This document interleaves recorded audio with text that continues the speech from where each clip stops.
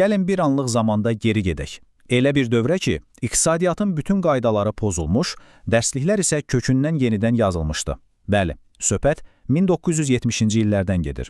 Bu, iqtisadçıların bildiklərini sandıqları hər şeyin alt-üst olduğu bir 10 illik idi. Yaxşı, gəlin görək, o vaxtlar əslində nələr baş verirdi. Baxın, 10 illiklər boyu iqtisadçıların demək olar ki, bir qızıl qaydası var idi. İnflyasiya artırsa, işsizlik azalmalıdır və ya tərsinə. Yəni bunlar bir-birinə əks qütblər idi. Amma 70-ci illərdə nəsə qırıldı və ortaya dəhşətli bir sual çıxdı.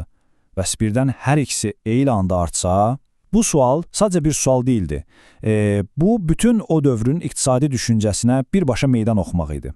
Bu qorxulu iqtisadi vəziyyətə bir ad da tapdılar, stagflyasiya. Yəni, bir tərəfdən durğunluq, stagnasiya, o biri tərəfdən də inflyasiya. İkisinin zəhərli bir kokteyli. Bu, həqiqətən də o dövrün bütün nəzəriyyələrini alt-üst elədi. Heç kim bunu gözləmirdi. Sanki bilirsiniz, fizikada birdən-birə cazibə qanunu işləməsin.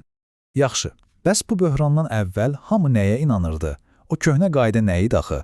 Gəlin tanış olaq, Phillips əyrisi. Baxın, Phillips əyrisi əslində çox sadə bir şey idi. Siyasətçilərin əlinə bir növ menyu verirdi. Deyirdi ki, buyurun seçin. Ya biraz inflyasiyaya göz yumun, amma işsizliyi azaldın. Ya da qiymətləri sabit saxlamaq istəyirsinizsə, biraz işsizliyə dözməli olacaqsınız. Çox sadə, elə deyilmi? Və 10 illər boyunca bütün iqtisadi siyasət məhz bu məntiqə əsaslanırdı. Amma sonra 70-ci illər gəldi və bu gözəl, səliqəli nəzəriyyə reallıqla toqquşanda darmadağın oldu. Birdən-birə həm inflyasiya raket kimi qalxdı, həm də işsizlik. O məşhur menyu var idi, artıq işləmirdi. Siyasətçilər sanki əllərindəki pultu itirmişdilər, nə edəcəklərini bilmirdilər. Beləcə, köhnə qaydalar, köhnə xəritələr işə yaramaz oldu. Və bu, sadəcə iqtisadi bir böhran deyildi. Bu, iqtisadi düşüncənin özü uğrunda gedən böyük bir mübarizənin başlanğıcı idi. Və bu döyüş meydanında iki əsas düşərgə var idi. Bir tərəfdə deyirdilər ki, dövlət daha çox müdaxilə etməlidir, iqtisadiyyatı canlandırmalıdır. Onlar Keynesin davamçıları, Keynesçilər idi. Qarşı tərəfdə isə Chicago məktəbi, yəni monetaristlər dururdu. Onlar isə deyirdilər ki, yox, əsl problem elə dövlətin özündədir, onun çox pul çap etməsindədir. Və inanın, bu sadəcə universitetlərdə gedən akademik bir mübahisə deyildi. Yox, bu birbaşa iqtisadiyyatın gələcəyi uğrunda bir döyüş idi. Bir tərəfdə Keynesin nəhəng mirası, o biri tərəfdə Milton Friedmanın cəsur yeni ideyaları. Hökumətmi, yoxsa azad bazarmı? Bax, bütün məsələ buydu. Yaxşı, bəs bu mükəmməl fırtınanı yaradan nə idi? 3 əsas səbəb var idi. Birincisi, 1973-cü ilin neft şoku. Bu ilk zərbə oldu. İstehsal xərclərini kosmosa çıxardı.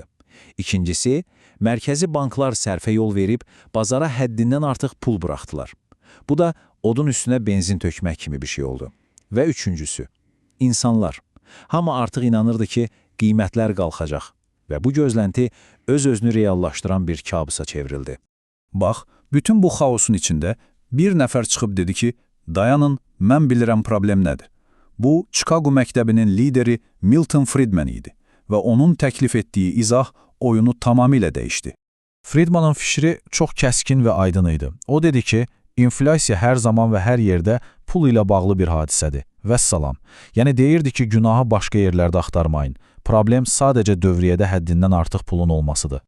Friedmanın yanaşmasının ən maraqlı tərəfi o idi ki, o, Phillips əyrisini tamamilə rədd etmirdi. Deyirdi ki, bəli, düzdür, qısa müddətdə dövlət bazara pul buraxaraq işsizliyi azalda bilər. Amma bu sadəcə müvəqqəti bir effektdir.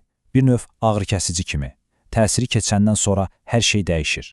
Və baxın, əsas məsələ də buradadır. Uzun müddətdə nə baş verir? İnsanlar bu yeni, yüksək qiymətlərə öyrəşir, daha çox maaş tələb edirlər və nəticədə işsizlik yenidən öz köhnə, təbii səviyyəsinə qayıdır. Bəs sonda əlimizdə nə qalır? Eyni işsizlik səviyyəsi, amma qat-qat yüksək inflyasiya. Yəni o məşhur menyu əslində bir ilğim imiş.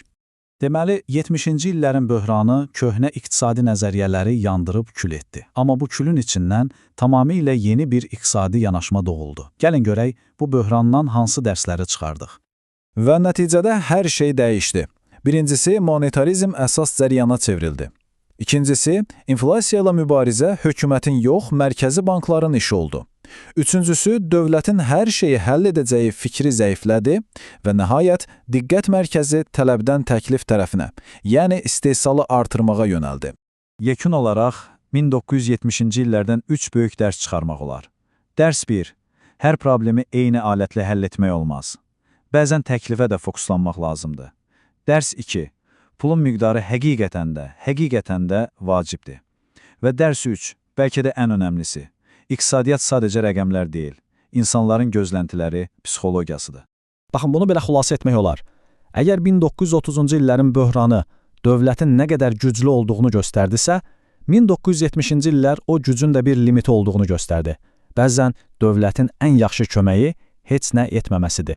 Və sonda gəlib bu nəticəyə çıxırıq ki, bəlkə də iqtisadiyyatın qaydaları dəyişməmişdi. Sadəcə bizim o qaydaları anlamağımız dəyişdi.